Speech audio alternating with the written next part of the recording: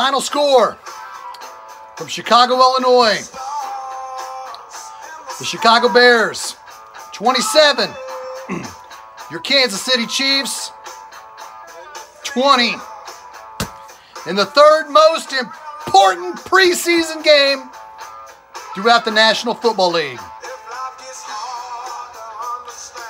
where you find out, you get a really good idea what your franchise is all about.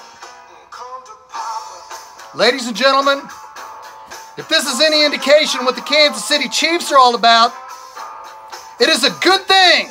It's a great thing that the Kansas City Chiefs drafted Patrick Mahomes. Because in Texas Tech, Patrick Mahomes' defense gave up an average of 55 points a game. So Patrick Mahomes was used. He was familiar with being behind. Ladies and gentlemen, boys and girls, Kansas City Chiefs freaks worldwide. If we're going to evaluate this team by the third most important preseason game, this defense is sorry.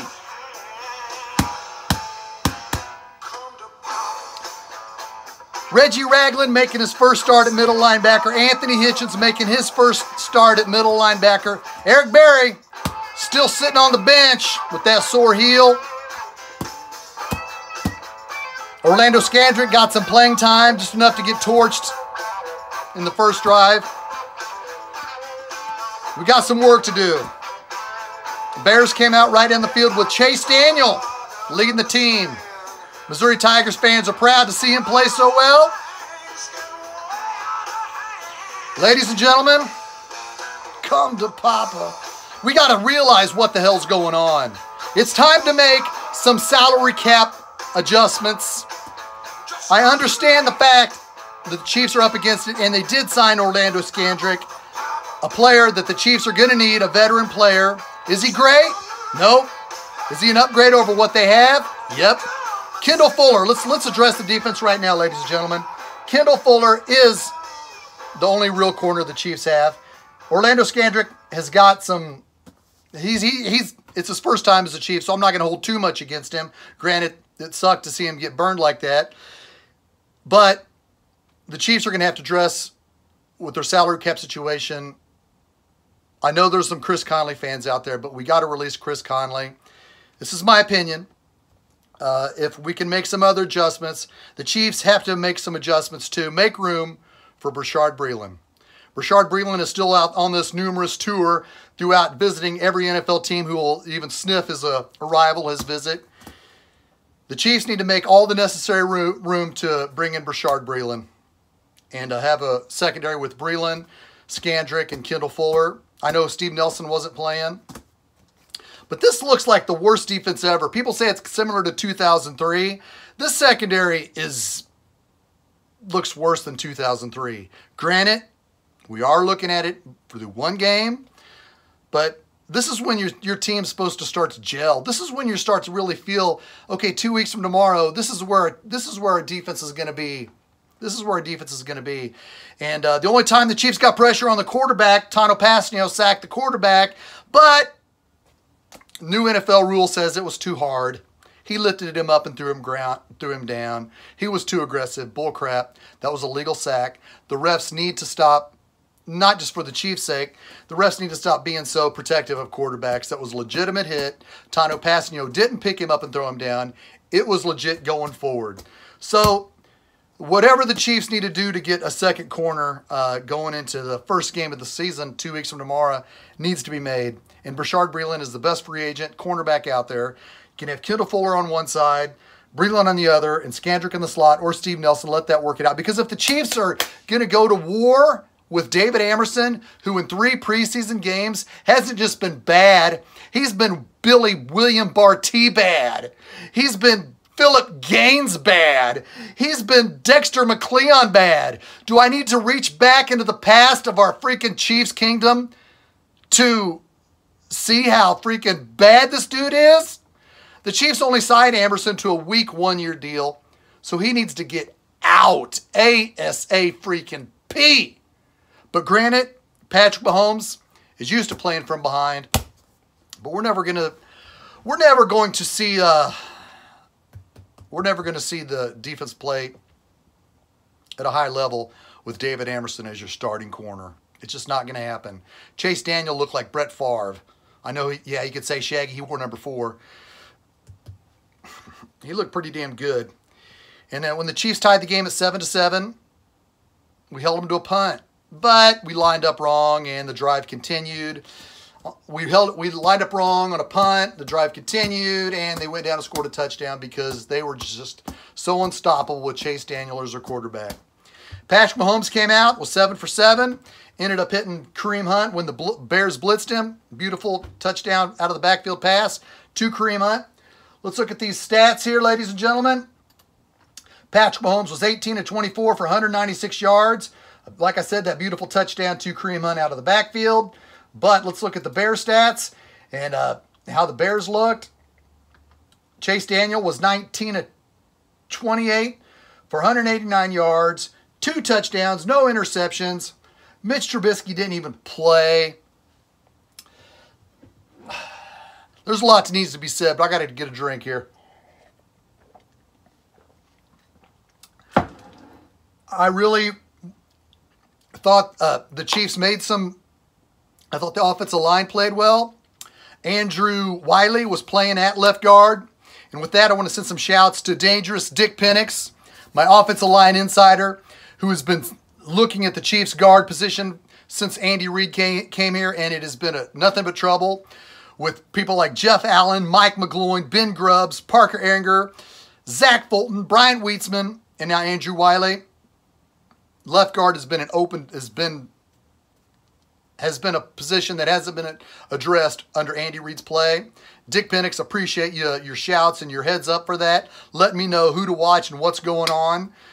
Like I said, Andrew Wiley started. Parker Ehringer is still a backup right tackle. I don't know what happened there because all these gentlemen named that played left guard in the last 5 years, Parker Ehringer is the only one that played it solidly.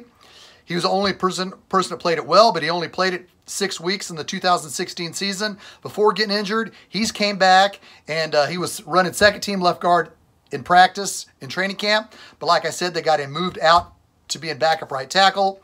I don't know what's going on there, but are we going to see Andrew Wiley? Is he going to be able to step up and play that position in the regular season? Or are we going to see who's going to grab hold of that left guard position going forward? That's something we're going to have to watch.